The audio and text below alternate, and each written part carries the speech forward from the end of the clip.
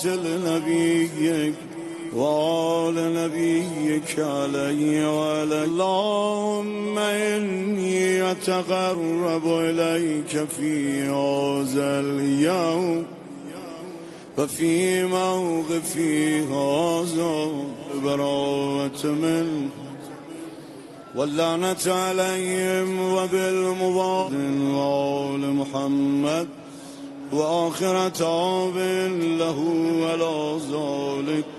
اللهم لعنهم جميعا.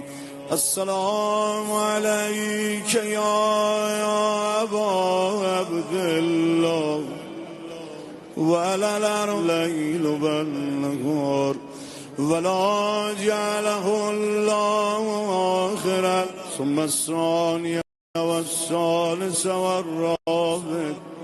اللهم لن يزيد خامسا ولن عبيد الله بن زياد وابن مرجان وعمر بن سعد وشمرا وآل أبي سفيان وآل زياد. اللهم لعن الإصابة التي جاهدت الحسين وشايد وبايد وتابت على قتله